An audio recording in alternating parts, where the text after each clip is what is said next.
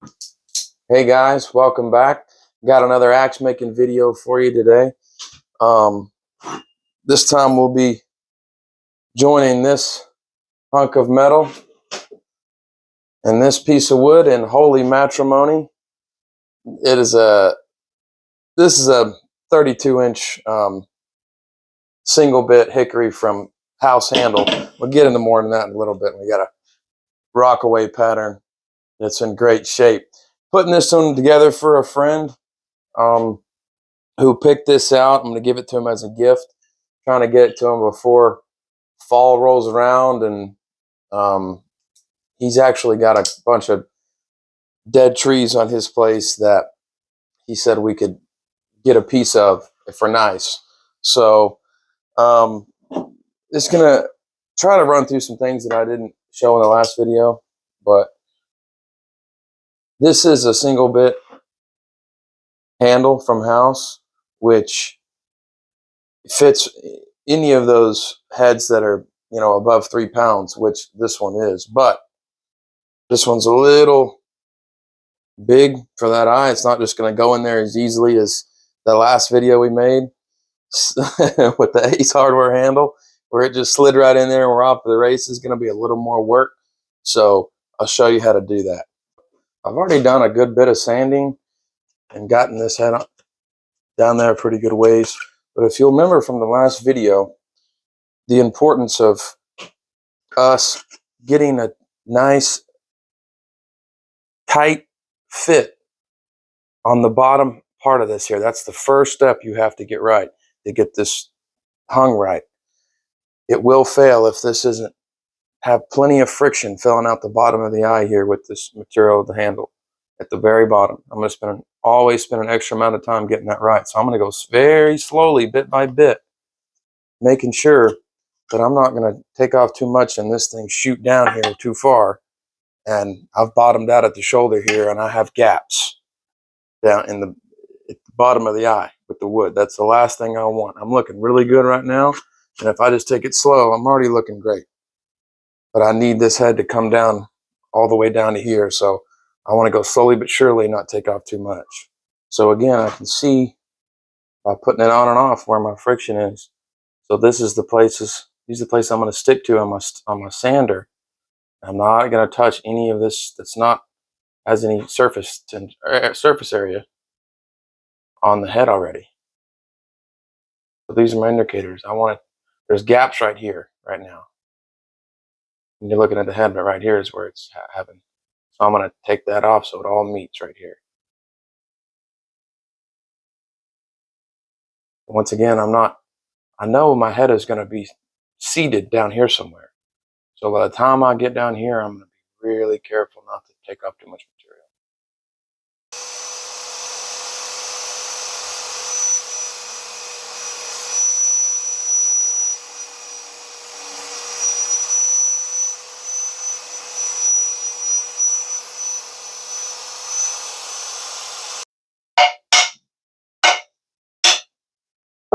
So when I'm here, I know I'm getting close, but at this point, I'm just eyeballing my fit down here. And I can already tell that I'm having a lot of friction in the middle here. And there's a gap here. I've been sanding on it, and I've managed to get a nice, from what I look like, a nice bit of even friction across there. It's a little more difficult with this classic rockaway pattern. You got to compensate and kind of shape the handle that way, but we're looking good. I'm going to take it off one more time and see what happens. We're looking pretty square at the top. What I mean by that is I don't want it kicked back, the head not to be perpendicular with the handle. I want it to be facing straight forward. So I just got the head off, taking a look at it. Looks like I got a nice even distribution on this side, nice and equal. This side's not looking as good. Looks like it's still a good bit of pressure here, but that's actually what these are for on this pattern, these tapers that come down on the bottom, it's actually just to get more friction on your handle, from your head and your handle. That's what these are ultimately meant to do. So that doesn't bother me too much. That's ultimately what it's meant for. So I'm going to sand this one more time, and then I'm going to be ready to put the head on there. We'll make sure our kerf is low enough as well.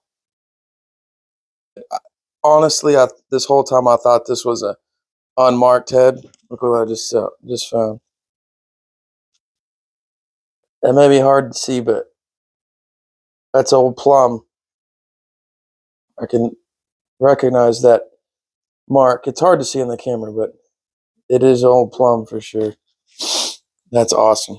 Plum's one of my favorites. I thought it was just an old unbranded, but sometimes it's hard to tell what's patina and what's just grime. This big splot right here is really just a collection of rust and grime, and you can see these little cavities are full of it too. But I'll show you in a second that penetrating oil and a wire wheel just over time take that off, and it's actually not patina. I am going to blue this.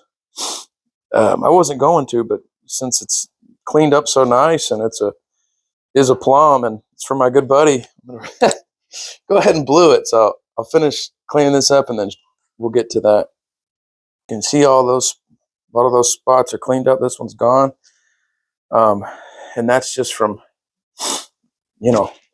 penetrating oil in this. The reason I use this wire wheel is because it's really the best thing you can do without scratching the steel up. I mean, there aren't any, you can't see any scratches. It just kind of takes that top layer off and kind of gives it a nice buffing, But as you continue to do this, pull all that grime out of there, wipe it off, get it cleaned up. I'll hit it with some Brasso here in a minute to really get it clean before I put the bluing on there, because when you're bluing, you don't want any grime or anything. You want to be completely clean. So let's do that now.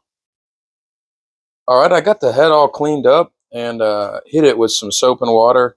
You want to make sure to just get everything, all the rust and grime and any chemicals you would put on there to clean it up before you blew it. But just going to go ahead and this stuff, I'm trying to get it to spray. Oh boy. Just going to get it on there. Just get a thin layer on there.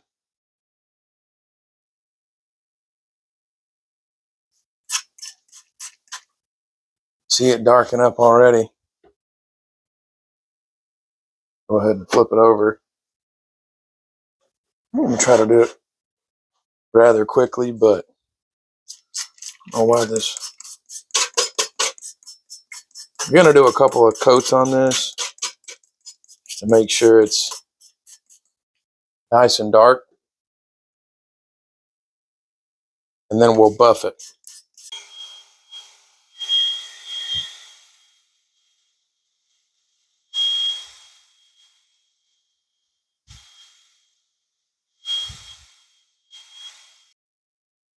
Got the bluing finished.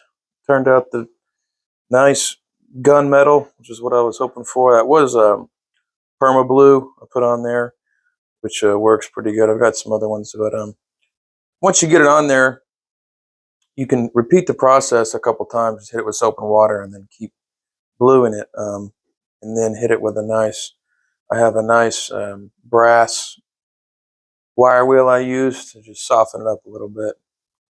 Turned out really good, I think. So in the last video, I had to bring this kerf down a little bit further. I'm not terribly worried about it this time because, so this is the bottom of our head. It's going to be, that's where our kerf is. So I do want to bring it down a little bit just for good measure, but looks like we're going to have, enough room to get it done.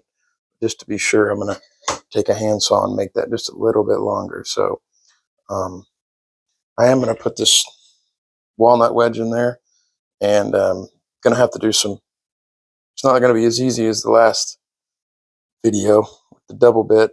Just slid right in there. We're going to have to cut this down a little bit. I'll show you how to do that in just a sec. All right, so I got my head on there, just about ready to set it on there for good. But one more thing regarding your wedge is you want to look at the space in between here. This space, you want to make sure it's even. See, I'm looking, because if there's, your eye is already pressed up over here and there's no space, and there's a lot of space over here, your wedge isn't going to go in cleanly. You know, cut your wedge in two maybe and put it in there. But like I said, all of this isn't as important, this part of the eye of the wood, as down here. We're set down here. The wedge is going to take care of up here. So take some more material off until you've got a nice even gap here. Take some wood off until, that way when you put your wedge in there, it's going to evenly press out. And that friction and that pressure will be evenly distributed from your eye of the wood onto the side of the head there. Got the head seated. I'm happy with that. Nice tight fit there.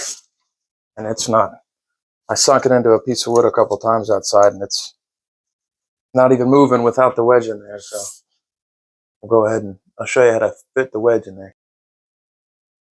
All right, I got my wedge measured here. All I do is stick it in and make sure we're backed up here.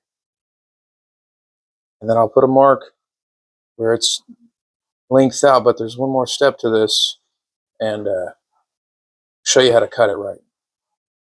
This is the mark we just made of the width of the inside of the eye of the axe. I drew a line straight up, and I do a small taper here, drew a small mark here and here, and drew a small diagonal line, which creates a taper. So when I go to drive, this is the part I'll sand off.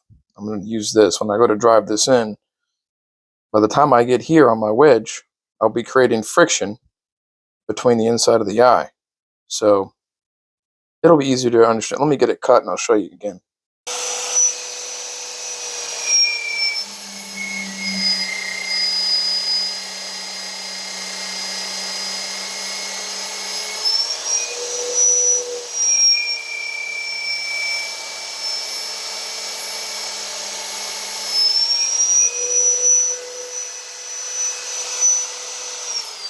Try to give you a good angle of what's going to happen here about seeing that wedge go down and even out. I'm just going to start by placing it as far back this way as I can. That way it has room to push forward and bottom out over here. Just going to get it going by hand. Let it come down a little ways. And then hopefully we can watch it work out as I hope it will.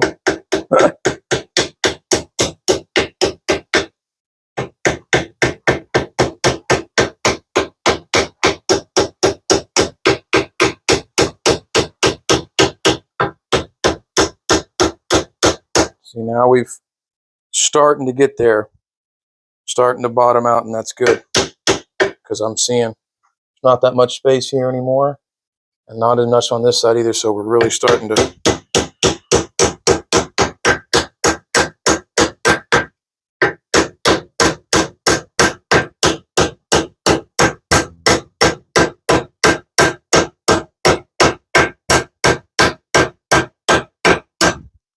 I said, it's important that you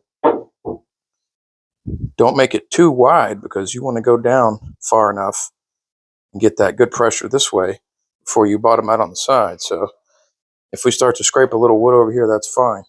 But I'm going to put a lot more time and effort into getting it further down there. So I really drove that wedge in pretty good. Good to get it in a position where you can really hammer on that wedge. You can see it actually split right here. And that's okay, because by the time I cut this off, you won't even be able to tell. Don't worry about damaging this or mushrooming it or whatever. Really, you got to really put a lot of effort into getting that in there as much as you possibly can without damaging the rest of the axe. So I'm going to get that cut off and then we're done.